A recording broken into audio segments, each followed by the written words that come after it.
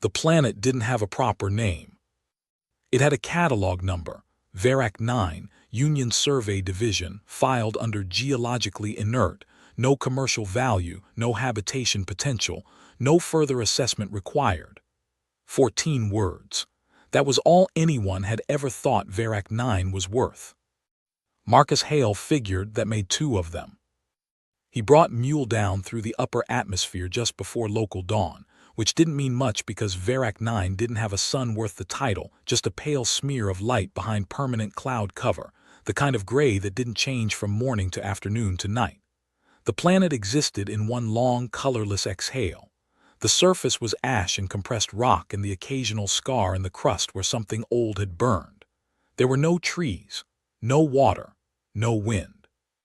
Nothing had happened here in a very long time. Marcus liked that about it. Mule was not a pretty ship. She was a Union surplus heavy salvage rig, originally built to strip ore from asteroid fields, retrofitted twice and repaired 3 times with parts that didn't quite match. She made a sound when she flew, a low, rhythmic clunk from the port stabilizer that Marcus had stopped noticing 6 months ago. The inside smelled like recycled air and instant coffee, and a faint chemical bite from the suit seals. There was a crack in the co-pilot seat where the padding had split. He'd taped it with cargo tape. The tape had started peeling.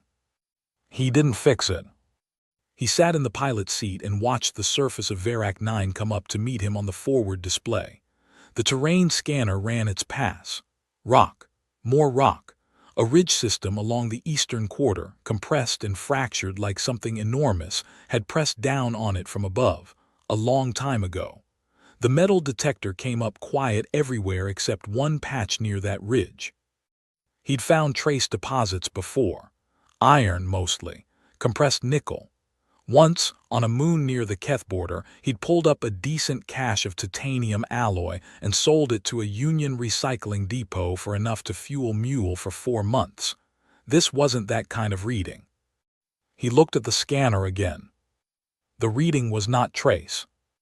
He set Mule asterisk down 2 kilometers from the ridge, because the ground right up against it was too fractured to trust with her landing legs, and because 2 kilometers was close enough to walk but far enough that if something went wrong, he'd have time to think about it on the way back. He suited up in the airlock. The planet had atmosphere, technically, but not the kind you breathe for long, and stepped out onto the surface. The ash crunched under his boots. Each step left a clean print, sharp-edged, the way footprints hold in dry powder when there's no wind to soften them. He was the first thing that had walked here in a long time, maybe the first thing ever. He didn't let himself think about that. He walked. The ridge was bigger up close. Ridges always are. What had looked on the scanner like a compressed formation resolved as he got closer into something more deliberate, curves instead of breaks, angles that repeated too regularly for geology. He slowed down. He stood still for a moment, which was a habit left over from mine surveys, where the ground sometimes moved. His breath was loud in the suit. The ridge wasn't a ridge. It was an edge. He stepped back, looked up. His visor auto-adjusted for the flat light, and he saw the shape of it, enormous, half buried under millennia of ash and collapsed rock, the leading edge of something vast and dark rising out of the surface of the planet like the prow of a drowned ship pressing up through shallow water. The exposed sections were smooth. Not worn smooth. Built smooth. The material was dark gray with a faint iridescent sheen that didn't match any Union alloy in his memory. The geometry was wrong in the way that precursor things were always wrong. Not impossible. Not even technically complex.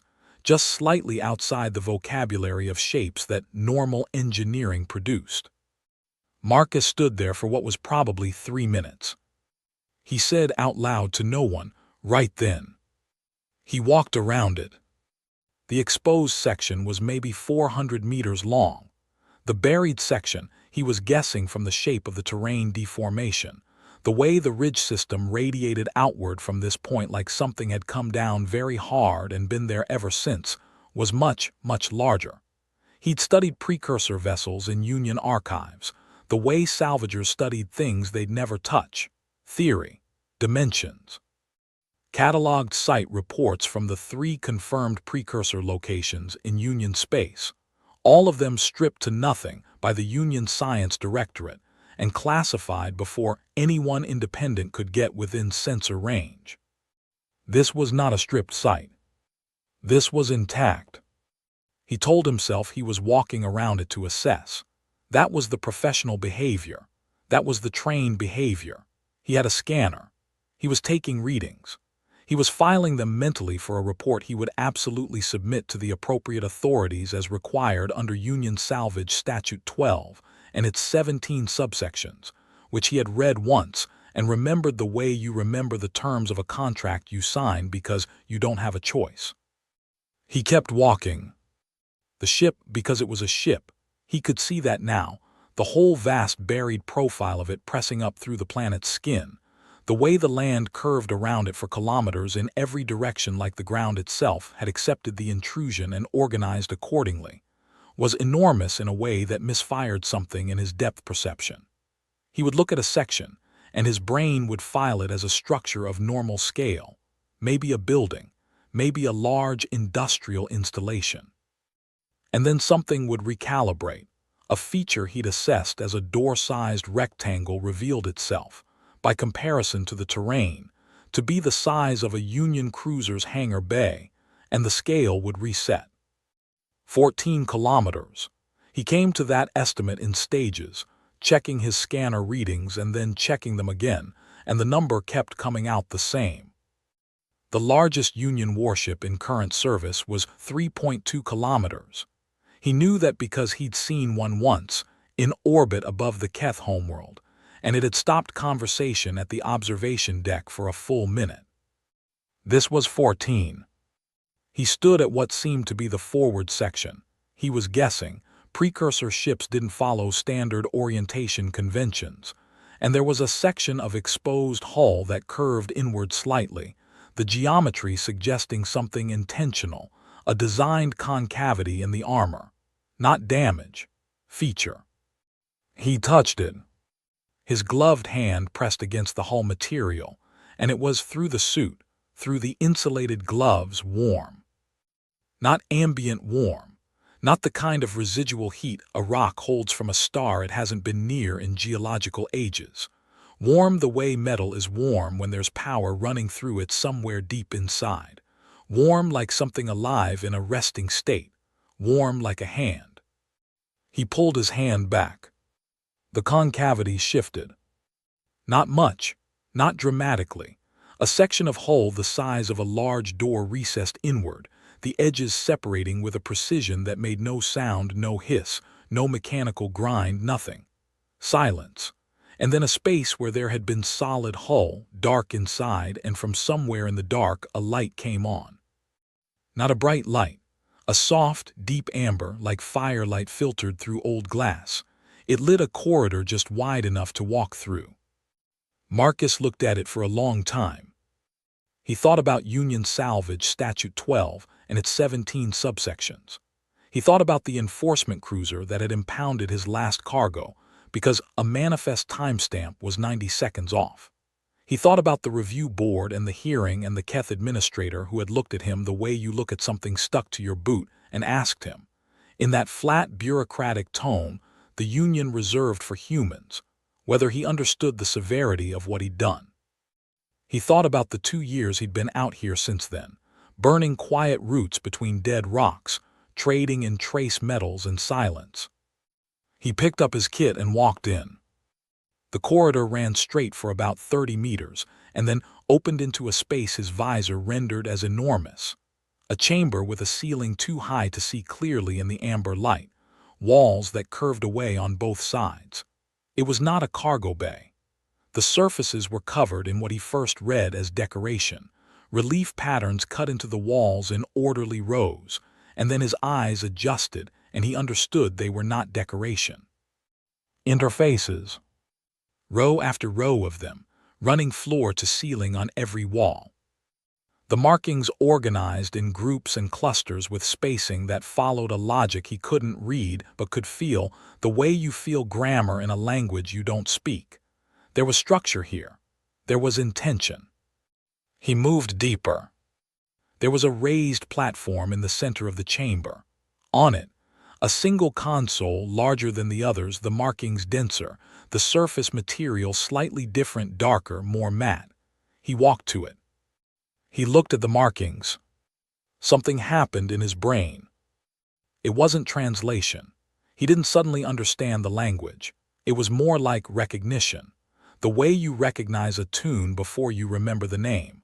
The markings were grouped in clusters of 10, subgrouped in tens of tens, arranged in hierarchies that followed a logic so basic, so structurally familiar, that he felt the shape of it before he could name the shape. Base 10.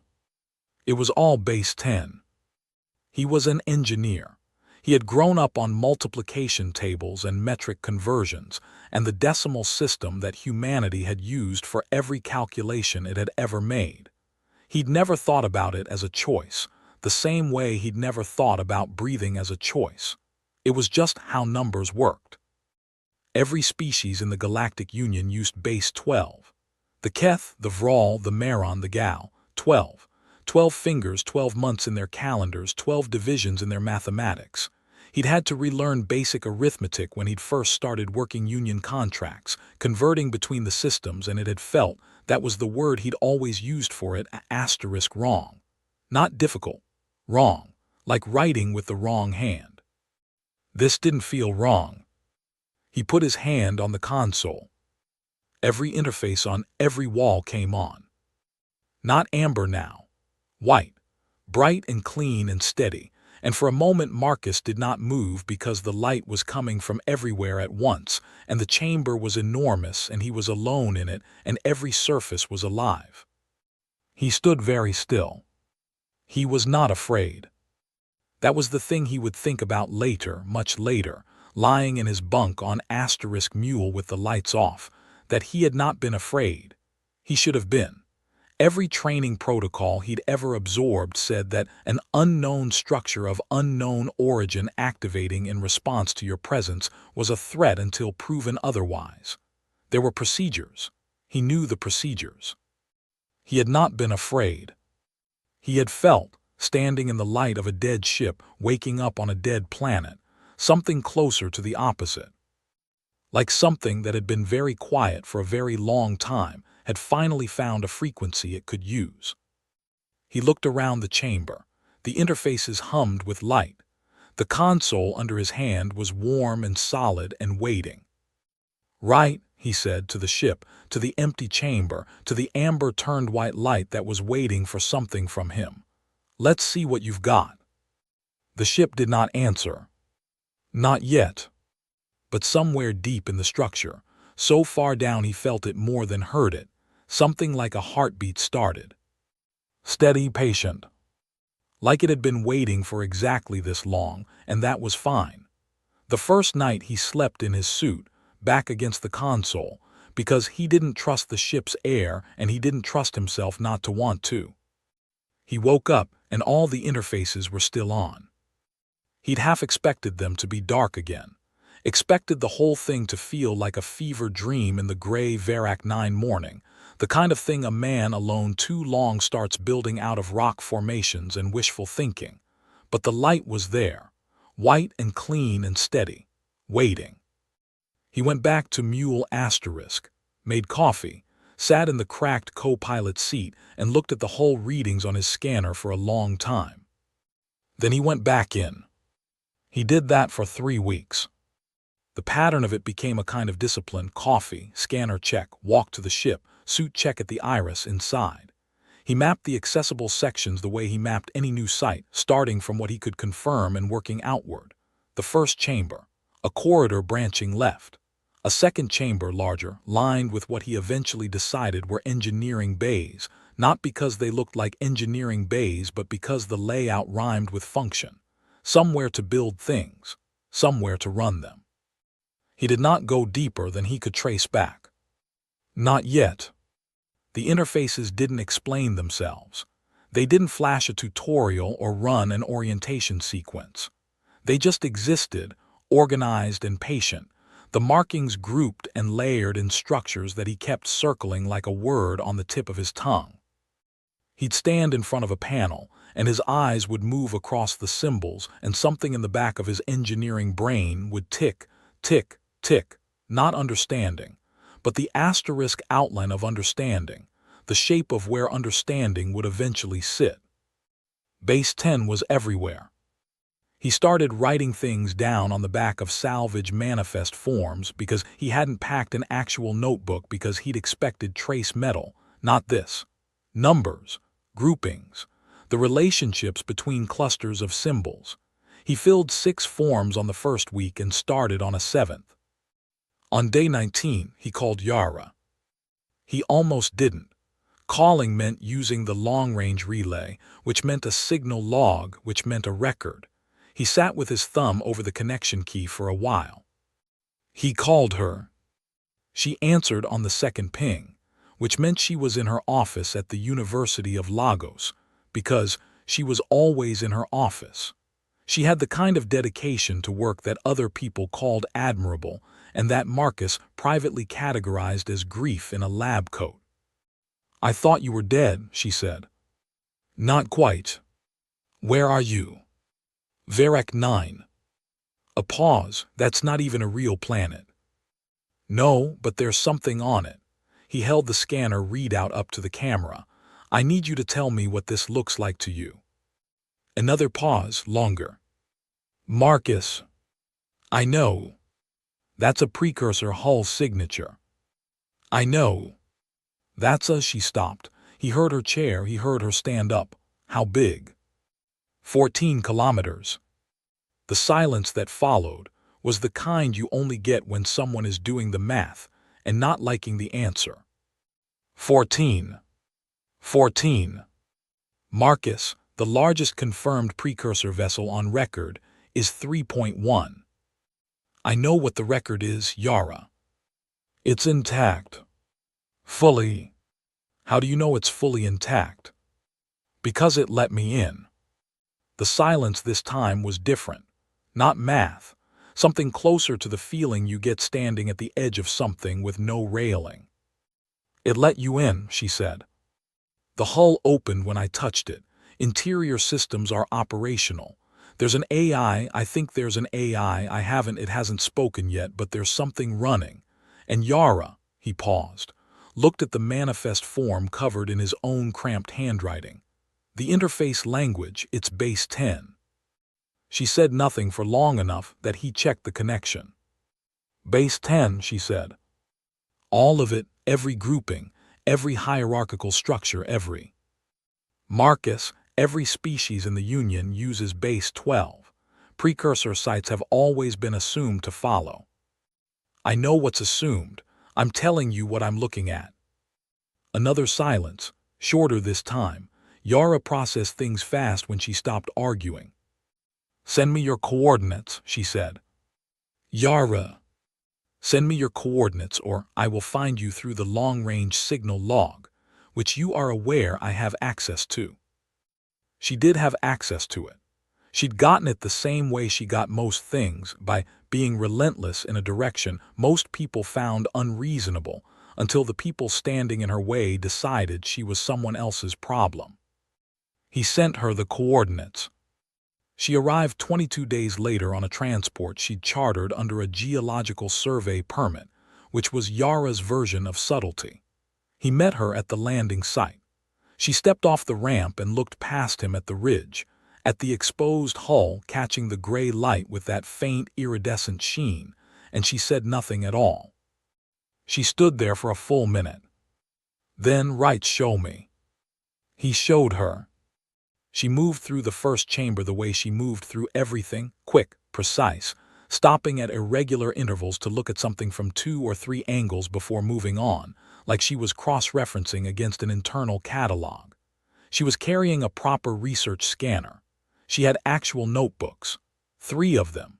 She'd also brought food that wasn't ration packs, which Marcus hadn't realized he'd been missing until the smell of it hit him. "The groupings," she said, standing in front of the main console. "I know. This isn't just base 10. This is Marcus. This is structured in decimal trees, hierarchical decimal logic. Every branching structure returns to a root of 10. She was writing already fast. Shorthand he'd never been able to read. This isn't coincidence. This isn't convergent design. This was asterisk built asterisk this way. I know. She turned and looked at him. Why didn't you tell me about this 3 weeks ago? He looked at the manifest forms he'd been writing on, folded in his jacket pocket. I needed to be sure I wasn't crazy. You're at least 40% crazy. I needed to be sure the other 60% was working. She almost smiled, didn't quite. Your 60% was correct. She turned back to the console. The question is why? Why would a precursor vessel, 40,000 years old, conservatively, be built on based-in logic? No precursor site has ever. The console changed. Not dramatically.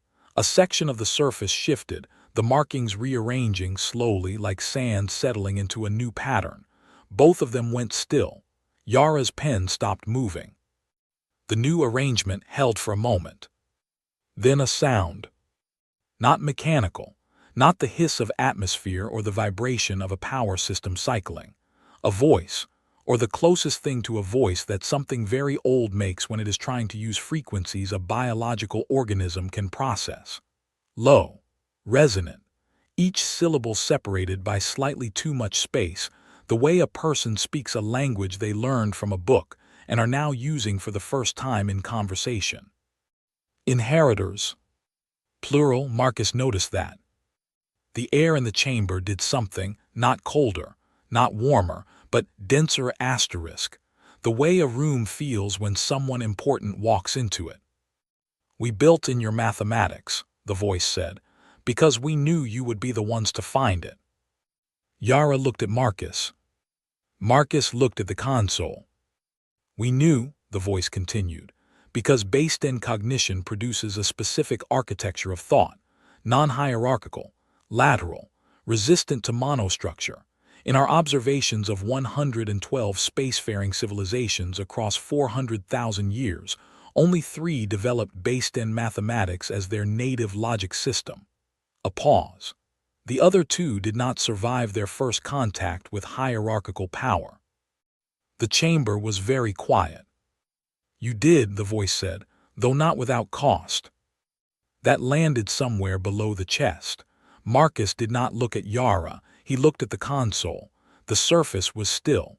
The markings were a configuration he hadn't seen before.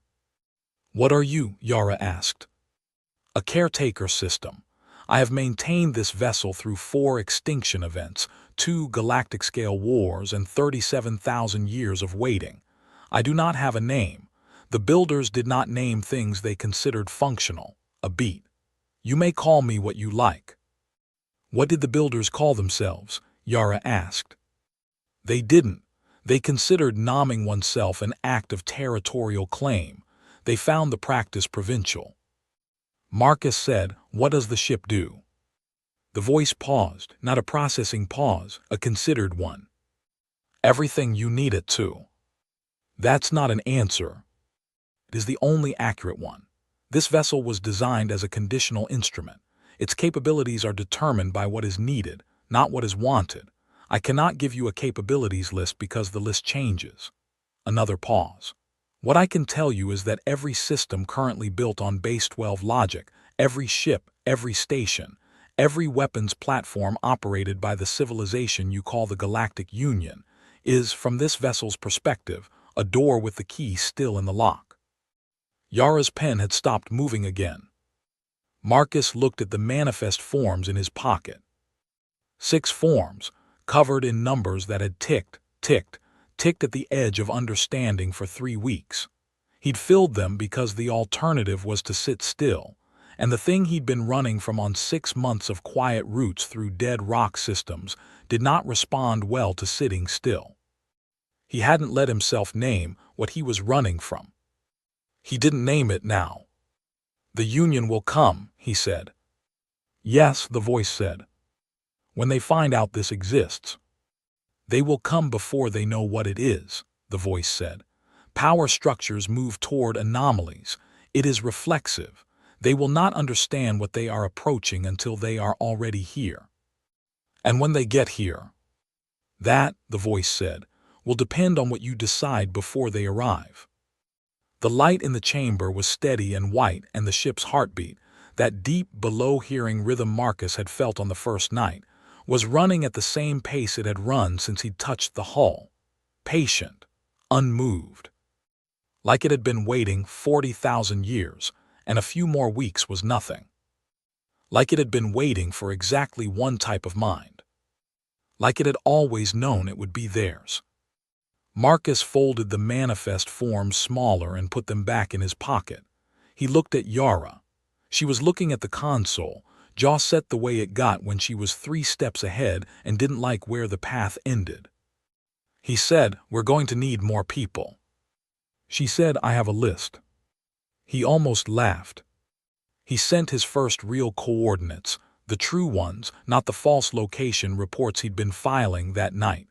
Not to the Union, not to any authority. To 4 names Yara gave him. The names of people the galaxy had thrown away. He figured that made them qualified. They came in on a geological survey permit, same as Yara. 4 of them, 1 transport, manifested as soil sample technicians, which none of them were, and which the permit office on Station Maron 7 had apparently not questioned, because the permit fee had been paid in full and on time, which was more than most geological survey teams managed. Marcus met them at the landing site in the gray Verac 9 morning. He knew their files. Yara had sent them, 6 pages each, dense, the kind of files that read like a list of reasons a person had stopped being useful to the people in charge. Di-Young Cho, 31, former Union Weapons Systems engineer, blacklisted after he refused to sign off on a targeting algorithm that he said, in his formal complaint, could not distinguish a hospital ship from a military vessel at distances above 400 kilometers. The complaint had gone nowhere. His career had gone somewhere worse. Priya Nair, 40, former Earth Navy communications officer, discharged after a dispute over a signal suppression order she hadn't followed. She'd followed the signal instead. The signal had been a civilian distress call from a mining platform. The platform had been saved. Priya had been handed a discharge form and a handshake. Riku Tanaka, 28, propulsion engineer, blacklisted from every Union shipyard after publishing a paper arguing that Union drive core design had a catastrophic resonance flaw at high output. The paper had been retracted under pressure. 8 months later, a Union patrol cruiser had lost its drive core at high output and come apart in a shipping lane. The incident report had listed the cause as unexpected mechanical failure. And last, Dr. Amara Osai, who was Yara's younger sister and who had come because Yara had said please, and who was looking at Marcus with the specific expression of someone who has made a decision they haven't fully examined yet and would prefer not to do so now. She was a trauma surgeon. She was here because a crew without a medic was a collection of corpses on a slow schedule. Marcus looked at them. 4 people the galaxy had used up and set aside. He thought about that for exactly 1 second. "Right," he said, "come see what you signed up for." They didn't react the way he'd reacted. Cho stood in the first chamber for 40 seconds and then said, very quietly, "The weapons integration points on the port side, those aren't emitters. They're something else." He said it the way an engineer says something they're not ready to say out loud yet, like the thought came out before he gave it permission. Priya walked to the communications array. He hadn't identified it as a communications array. She did it in 11 minutes and ran her hand along the interface panels without touching them, the way you hover your hand over something hot to test the heat before you commit. Riku found the propulsion section and didn't come back for 4 hours. Amara looked at everything, said nothing, and then sat down cross-legged on the chamber floor and ate a protein bar and watched the interfaces the way you watch a fire. The voice came on the second day. The same resonant patience, the same spaced syllables. It spoke to each of them in sequence, not simultaneously, not all at once, one at a time, like it was making introductions. What it said to each of them, Marcus didn't know. That conversation happened in whatever section of the ship they were working in, and nobody reported it back. Not that day. Not later. He didn't ask. Some things a person keeps. What he noticed, after the voice spoke to them, they worked differently. Not harder, differently, like something had been switched from approximation to precision. 3 weeks of this. The ship was not broken. That was the thing Marcus had to keep reminding people who asked him to explain it, and the explanations were always vague, always technically a survey report, always filed under the geological permit that Yara kept renewing with cheerful fraudulence. The ship was not broken. It had been in stasis. Reactivation wasn't repair. It was closer to negotiation. You brought a system online. The ship assessed whether you'd done it correctly. If you hadn't, it didn't error. It waited. Patient the way stone is patient. And you went back and tried again. Riku called it arguing with a mountain. Cho said it was more like explaining yourself to a judge who has already read the case file. Priya said they were both wrong, and it was like tuning a radio that already knows what frequency it wants to be on. You're just moving the dial until you stop being the problem. Marcus wrote all 3 descriptions in the margin of a salvage form and didn't pick one. The systems came on in order. Life support first. The ship had decided they were staying, apparently. Then navigation. Then propulsion, which made Riku sit very still for 10 minutes and then go wash his face, which was the most emotionally expressive thing Marcus had ever seen him do. Then on day 22, the defensive grid. They knew it had come online because the scanner readings changed. A new layer appeared on every sensor sweep, wrapping the hull in something that didn't reflect or emit. It simply disagreed with incoming scan pulses. Not jammed. Not blocked. Just returned no information. Like asking a question to a wall that had decided the question wasn't worth answering. Di-Young Cho looked at the readings for a long time. He said, "That's not a defensive grid." Marcus looked at him. "A defensive grid blocks things," Cho said. "This," he stopped, started again. "This decides things. There's an assessment layer. It's reading every incoming signal and making a choice about it." He set the scanner down, picked it up again. "It's not passive, it's aware." The ship, Marcus thought, was paying attention. It had been paying attention since he walked in. The Union cruiser arrived on day 26. It came down through Verac 9's cloud cover on a direct approach vector. No circling, no survey pass.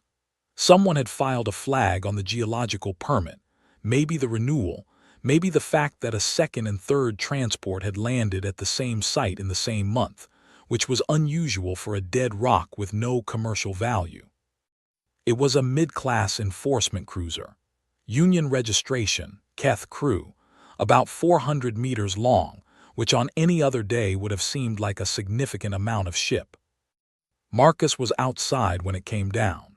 He watched it settle into a landing configuration 2 kilometers out, kicking up ash in a wide, slow circle, and he stood in the gray light with his suit seals checked and his hands in his jacket pockets and waited.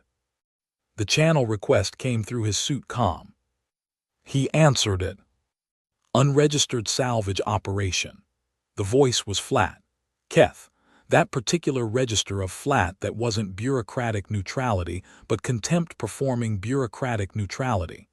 You are operating without a valid extraction license on a Union-surveyed body. You will cease operations and submit to inspection under Article 7 of the Union Salvage Accord. Marcus said, "We're operating under a geological survey permit." "Your permit covers soil assessment. It does not cover." "Soil assessment," Marcus said. "That's what we're doing." A pause. "Our approach sensors detected a precursor hull signature at this location." "That would be interesting if it were true." Another pause, longer. "This is Commander Vrass of the Union enforcement vessel *Kethalorn. You have 30 minutes to comply." The channel closed. Marcus turned and looked at the *Godsfall*. The hull was the same as always, dark gray, iridescent sheen. Half-buried, patient, enormous. The iris where he'd first walked in was closed. The ship looked from the outside like a ridge. He went inside. The passive defense grid had already shifted. He could feel it, not hear, not see. Feel. The same way you feel a change in air pressure before a storm. The ship had noticed the cruiser the moment it broke atmosphere. The ship had been watching it since. He went to the bridge. They'd been calling it the bridge, though the voice had once referred to it as something that translated approximately to the room where decisions become the ship's decisions, and stood at the main console. Priya was already there. "They're scanning us," she said. "I know. The grid is." "I know." She looked at him. "Marcus, the grid is not, it's not blocking their scan. It's answering it." She showed him the readout. "It's sending back a signal, a clean return. Hull material, standard rock formation, no technology detected." She paused. "It's lying to them." The ship, Marcus thought, had been waiting 40,000 years. It had developed opinions about how to handle company. He almost said something. He didn't. 28 minutes into the 30-minute window, Commander Vrass hailed again. "Our sensors are showing a standard geological formation at your location. However, given the anomalous permit history and the volume of personnel at a survey site rated for 2, we are proceeding with a physical inspection. A beat. This is non-negotiable." Marcus opened the channel. "Commander, I'd advise against that. That is not a response I'm required to consider." "No," Marcus agreed, "it's not." The Kethalorn powered up its landing thrusters. Nothing happened for 11 seconds. Then every light on the Kethalorn went out. Not one system, not a partial failure. Everything, thrusters, navigation, communications, life support backup. The ship dropped 2 meters before its emergency mechanical locks engaged, which were the only systems on a Union vessel not run on Base 12 digital logic, because they were springs. The cruiser sat in the ash field, dark and silent, held up by springs. Inside the Godsfall the interfaces hummed. Marcus opened the channel. The channel worked because the Godsfall was still running it. "Commander, I'm going to return your ship's power in 6 hours. You are welcome to remain at this location, but I would recommend filing a maintenance incident report and waiting for recovery. I'll send you some coordinates for a good repair station." The channel was silent for a moment. Then Vrass said, in a voice stripped of everything except the core of it, "What are you?" Marcus thought about that. "Soil assessment," he said. He closed the channel. They left after 5 hours and 40 minutes.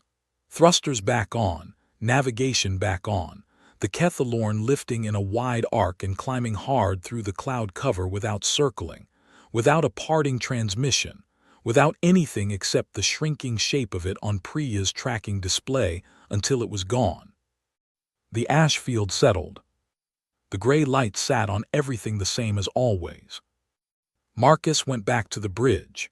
The crew was there, all 5 of them plus Yara, standing in the white light of a ship that had just made a Union enforcement cruiser look like a problem it chose not to have. Nobody said anything. Cho was looking at the interface panel nearest him. Amara was looking at the ceiling. Riku had his arms crossed and his jaw set in the specific geometry of someone trying not to feel something large. Priya was watching her tracking display even though there was nothing on it anymore. Yara had her notebook open but her pen was still. Marcus stood at the console. The ship's heartbeat ran steady under everything. He didn't make a speech. There was nothing to say that the silence wasn't saying better. They had come here as 6 people the galaxy had found inconvenient. They had watched a Union warship go dark because the ship they were standing in had decided that was the appropriate response. They had crossed a line. He could feel it in the room, the specific weight of a thing that cannot be undone. Not regret. Heavier than regret. The feeling of standing on the other side of a door that has closed behind you and finding that the room you're in is bigger than you expected. Nobody moved for a long time. Then Amara said, very quietly to nobody in particular, "Well." Just that. Just well. And somehow it was the right thing. The ship showed him what it could do on a Tuesday.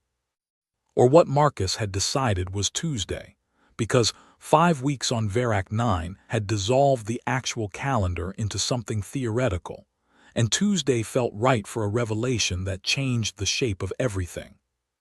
He was alone on the bridge. The others were in their sections, Riku somewhere deep in the propulsion decks, Cho running capability assessments on the weapons integration points he'd been circling for days like a dog that smells something buried, Priya in the comms array, Amara and Yara in what they'd started calling the library, which was a chamber 3 levels down filled with precursor data storage the size of a shipping container, dense and dark and humming. Marcus was at the main console. The AI spoke. "You have not asked what the vessel can do. I've been working up to it. You have been avoiding it." He didn't answer that. "The distinction matters," the AI said. He put both hands on the console. "Show me." It showed him. Not all at once. Not in a list, not in a briefing, not in anything as clean as a capabilities document. It showed him the way a river shows you what water does by running, by filling the shape of the thing it's running through, by being so consistent and so vast that eventually you stop asking what it is and start asking where it ends. The asterisk Godsfall could interface with any ship built on base 12 logic. Any ship, any system, any weapons platform, any communications relay, any Union station with a digital backbone. Not hack, not override in the clumsy sense, not break in and shout. More like, speak the language the system had always been waiting to hear, in the voice it had always been told did not exist. Every lock in the Union had been built assuming only base 12 minds would ever try to open them. The asterisk Godsfall was, to those locks, not a threat. It was a key. Marcus stood at the console for a long time after that. He thought about the Kethalorn going dark in the ash field. He hadn't done that. He hadn't touched a control. The ship had decided. The ship had assessed, evaluated, selected response. He thought about what that meant at scale. 12 capital ships, he thought. 6 destroyers. That was the fleet the Union could deploy to a single location within a week. He knew the numbers. He'd memorized them the way a man in a dangerous neighborhood memorizes the bus schedule, not because he planned to run, but because knowing the shape of things that could hurt you was the only form of comfort available. 12 capital ships. The asterisk Godsfall would take them apart without raising its voice. He should have felt something large at that realization. Triumph, maybe. The particular pleasure of being told the universe has decided to balance its books in your favor. He'd been thrown out by the Union, processed and discarded, and made small by 12 years of petty enforcement and smaller quotas and Keth administrators who'd looked at him like a problem that hadn't finished solving itself yet. He felt it. He noticed himself feeling it, the way you notice a smell in a room and then can't stop noticing it. He also felt sick. Power that large in the hands of 6 people who were, fundamentally, 6 people with grudges was not a plan. It was a fuse. He called a meeting. They gathered on the bridge, all 6 of them, the white light steady overhead, the heartbeat running under everything like a clock that had been keeping time since before any of their civilizations had figured out fire. Cho had a scanner he kept looking at and then setting down. Priya stood with her arms crossed. Riku leaned against the far wall with his eyes up, reading something in the interface panels that the rest of them couldn't follow. Yara had her notebook. Amara had nothing. She was the only one who ever came to the bridge with nothing. Marcus told them what the ship could do. He went through it straight, no framing, no softening, just the shape of it, the interface capability, the range. The weapons suite, which Cho knew already, had known for days, had been sitting on because he was waiting for someone else to say it first, which Marcus knew because he'd seen the look on Cho's face every time he came back from the weapons section. The look of a man carrying something too heavy to put down and too dangerous to keep holding. He laid it all out. The room stayed quiet. Priya said, "The Union is going to send a fleet." "Yes." "When?" The asterisk Kethalorn filed its incident report 4 days ago. "If they move fast," he looked at Priya. She'd been tracking Union fleet movements on the comms array since the cruiser left. 8 days, she said, maybe 10. They'll want to overwhelm whatever stopped the asterisk Alorn, which means they'll bring enough to overwhelm anything they've ever encountered. She paused. 12 capital ships, 6 destroyers. He'd gotten the numbers right. Cho said, "We fight them." "No. Marcus, we can." "I know we can." He turned to look at Cho directly. "That's why we don't." Cho's jaw went. He was holding the scanner so tight his fingers had gone pale. "If we fight them," Marcus said, "we are a threat. A threat gets treated like a threat. The Union spends the next 50 years throwing everything it has at us because that's what power structures do with threats. They don't stop. They don't negotiate. They build bigger. They build meaner." He looked at all of them. "We'd be at war with the entire galaxy inside a year, and the only thing we'd have proven is that humans with the most powerful ship in history are exactly what they always said we were." "What did they say we were?" Amara asked. Quiet, the question landed in the middle of the room and sat there. "Dangerous," Marcus said, "unpredictable, unsuited for power." Amara held his gaze, said nothing. The silence stretched. Priya was the one who broke it. She said quietly, looking at the comms array readout on her handheld, "What if we don't fight them, and we don't negotiate?" Everyone looked at her. "What if," she said, "we don't do either?" She looked up. She had the expression she got when she'd been running a problem and found the edge of it, not solved, just found the edge. "The problem isn't the fleet. The fleet is just going to be standing here asking us to hand over a ship." She looked at Marcus. "The problem is that they believe the ship belongs to whoever holds it." She paused.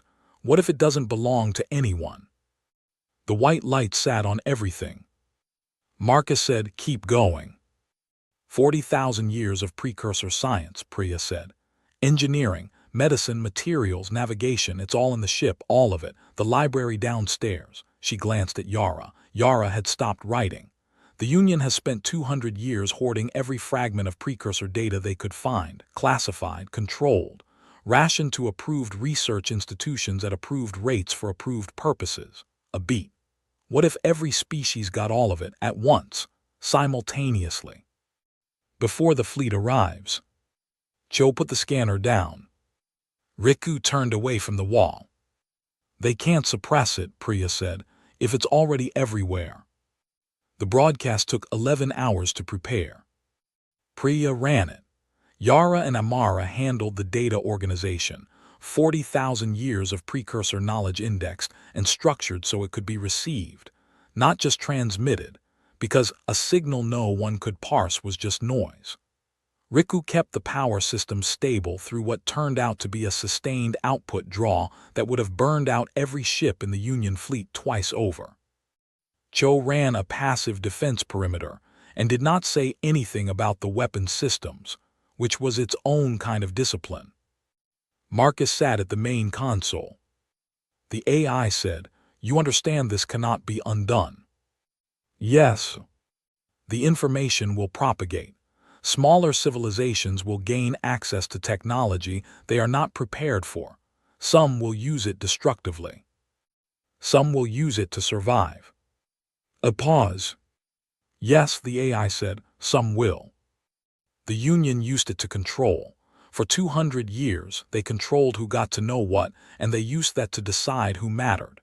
He looked at the interface panels, the markings he could almost read, the based-in structures that had lived in the back of his brain for his whole life without ever finding anything they could speak to.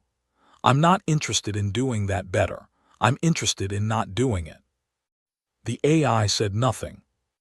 The broadcast went out at 400 local. Every frequency, every relay, every Union comm channel, every independent station, every diplomatic band, every navigation beacon that could carry a secondary signal. 40,000 years of precursor knowledge, delivered to every species simultaneously. No encryption, no delay, no access controls. Just here, it's yours, all of it. The fleet arrived 9 days later. 12 capital ships, 6 destroyers. They came in formation, which was impressive, the kind of impressive that was designed to look like certainty. They spread across Verac 9's upper orbit in a pattern that said, "We have done this before and it has always worked." Marcus watched them on the navigation display. 14 kilometers of ship under his feet, the heartbeat steady, the interfaces alive. The fleet hailed. The voice was not Keth this time. Vral. High Council tone, the specific register that meant this was not an enforcement action. This was a statement of what the universe had decided. This is Admiral Gen Voss of the Union High Fleet. You are in possession of a precursor artifact classified as Union Strategic Property under Emergency Resolution 7 Alpha. You will transfer command access to Union authority within 1 hour, or we will board by force. Marcus opened the channel. The broadcast went out 9 days ago, he said. Every species in the Union has the full precursor archive. Your scientists have it. Their scientists have it. The species you've been keeping it from for 200 years have it. He paused. There's nothing to take. Silence on the channel. The ship is still here, Gen Voss said. The ship is still here, Marcus agreed. Transfer command access. No. The fleet held its formation. 12 capital ships, each 1 3 times the size of anything Earth had ever built, hanging in the gray light above a dead planet. The asterisk Godsfall didn't move. Didn't power weapons. Didn't charge anything. Didn't do what every instinct in a military mind would expect a threatened vessel to do. It sat. Patient. The way it had sat for 40,000 years. The channel stayed open. Marcus could hear the background noise of a fleet bridge running calculations, running assessments, running every tactical model they had for a scenario that none of their tactical models had been built to process. Gen Voss said, "You have committed an act of war against the Galactic Union." Marcus said, "I gave everyone a library card." The channel went quiet. The fleet held position for 6 hours. Then it pulled back. Not a retreat, not a rout, a withdrawal that looked on the navigation display like a group of very large ships deciding that the thing in front of them required a category they hadn't invented yet. Marcus watched them go. Priya was beside him. She watched until the last ship cleared sensor range, and then she looked at her hands, and then she looked at Marcus. She said, "That's either the best thing we've ever done." He said, "Or." She said, "Or." And neither of them finished it. Because some sentences are better left open. Because the thing they'd just done had already left the room, was already spreading across the galaxy at the speed of a signal, and whatever it became out, there was no longer entirely theirs. That was the point.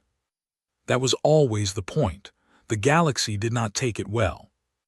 Which was expected. What was not expected, what Marcus had not let himself model, because modeling it would have required believing it would actually work, was the speed of it. The broadcast had been out for 9 days when the fleet arrived. By then, it had already reached 43 independent relay stations across 6 sectors.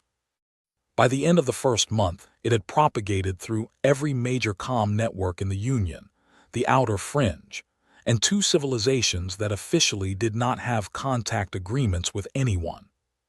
40,000 years of knowledge. Loose in the galaxy. No lid. The Union called it an act of war. Then they called it theft. Then, after 3 weeks of emergency sessions, during which apparently every High Council member had attempted to claim jurisdiction over a problem that had already ceased to be a problem in the sense of being containable, they called it an unauthorized information dissemination event, which was the kind of language that meant they had run out of words and were now building new ones to stand in the wreckage. Smaller species called it other things. The Maron, a civilization that had been locked out of precursor medical research for 60 years because the Union Directorate considered them a developing class member state, which was a phrase that meant not worth the access fee, translated the relevant sections of the archive in 11 days. Their xenobiology teams had 3 research papers published in 14. The gal, who had been trying to solve a propulsion inefficiency that was costing them a third of their fleet range for 2 decades, blocked from the relevant precursor engineering data by a Union licensing wall, with a cost that only 4 species could afford, fixed it in a month. Marcus read the reports on the *Godsfall *S bridge. He read them the way you read something you hoped was true and are now finding out is actually true, which is not pure relief. It has an edge. It asks you what you do next. He didn't have an answer to that yet. Cho came to find him. Sat on the floor near the console. Nobody sat in chairs on the bridge. The chairs were precursor, and the geometry was wrong for human spines, and looked at his scanner without looking at it. He said, "The Union is calling you a terrorist." "I know. You're also being called a liberator." The Maron Council issued a formal statement. "I know. That's a strange combination. Everyone who's ever changed anything uninvited gets both," Marcus said. "The second one takes longer to arrive." Cho was quiet for a moment. "Are you sure you did the right thing?" Marcus looked at the interfaces, the markings he could almost read. "No," he said. "I'm sure I did the only thing I was willing to do. That's different." Cho nodded, set his scanner down, picked it up. "The weapons systems are still." "I know." "I'm not," he stopped, tried again. "I just want to know they're there." "They're there." Cho nodded again. That was enough for him. That was the most Cho had ever asked for anything, just to know the capable thing existed, even if you weren't going to use it. Marcus understood that. He'd been carrying the same thing since the first day he stood on this bridge. The dignitary arrived 6 weeks after the fleet withdrawal. A single diplomatic vessel, small, clean, Union flagged. A Vral envoy named Gaston who wore the particular expression of someone tasked with offering a deal they personally found embarrassing and professionally were required to present as reasonable. Marcus received them in the first chamber. Just him, no crew. The interfaces alive on every wall, the ship's heartbeat running under everything. He dressed in the same work clothes he always wore, which was a choice so deliberate it was almost a sentence. Gaston was tall, gray-skinned, with the careful posture of someone who had spent their career measuring distances between what they meant and what they said. They had 2 aides. The aides didn't sit. Gaston said, "The High Council has authorized me to offer the following." Marcus said, "All right. Full amnesty for yourself and your crew. Retroactive clearance of all charges related to the information dissemination event. Reinstatement of Union salvage licensure at senior grade, which would represent a significant professional restoration for." "That's the small part," Marcus said. "What's the main part?" A pause. "A permanent seat on the Union High Council, representing Earth, the first such seat in the history of the Council." Gaston let that land. It was designed to land. 60 years of humanity being handed the bottom rung, and here was the top of the ladder, arm extended. The Council recognizes that the current structural arrangement has been suboptimal with regard to Earth's representation. This would correct that. The chamber was quiet. Marcus thought about the Keth administrator, the review board, the manifest timestamp that was 90 seconds off, 12 years of petty small-making. He thought about the seat. He thought about what you do with a seat at the table where all the decisions get made, really thought about it.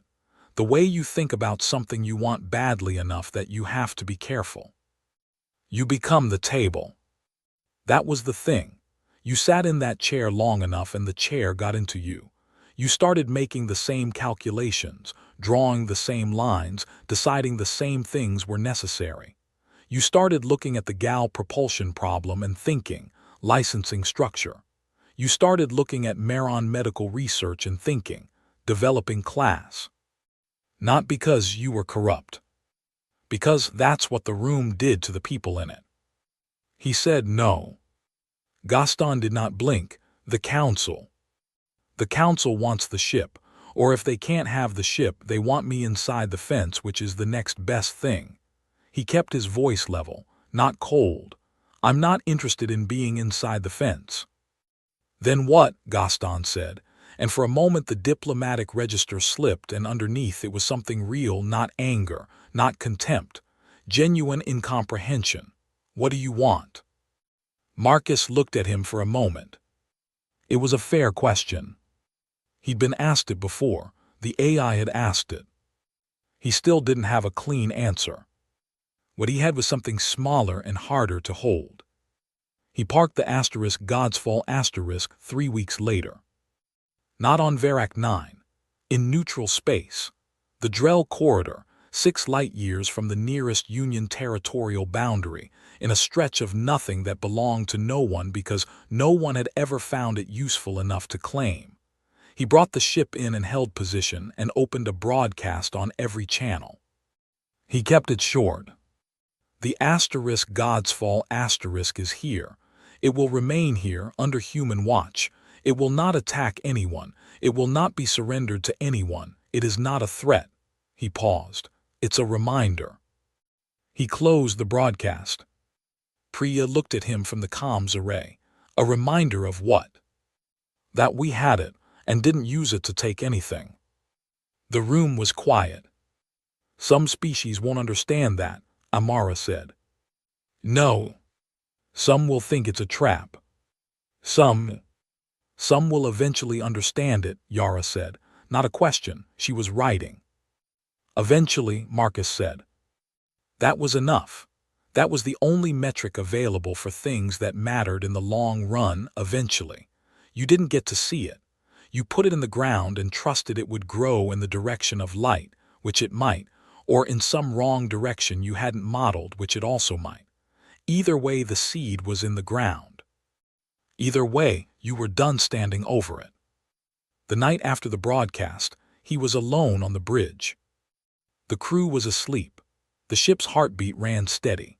In the Drell corridor, with no star close enough to matter, the viewport was pure dark with no cloud cover, no atmospheric scatter, nothing, just stars, dense and clean. The kind of sky you couldn't see from a planet or a station, the kind that only existed when you were in the middle of it.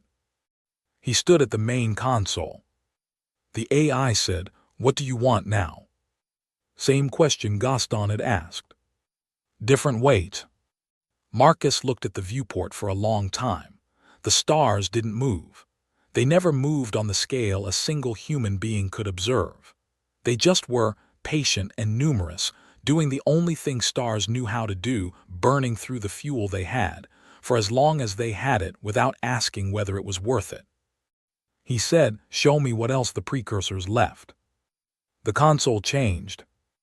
The main display filled not the viewport, not a single screen, but every interface on every wall, simultaneously, a map that wrapped the entire chamber, star by star by star, each one tagged, each one marked with something.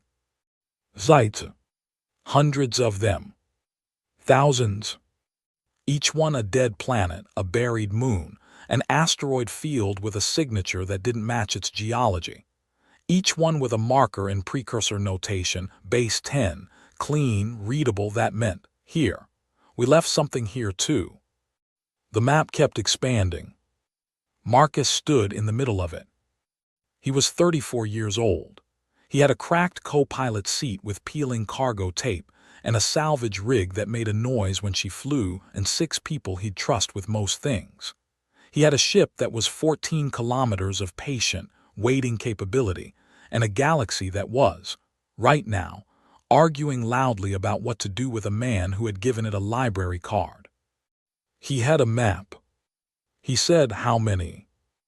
The AI said 4,211 confirmed. Estimated actual, significantly more. Marcus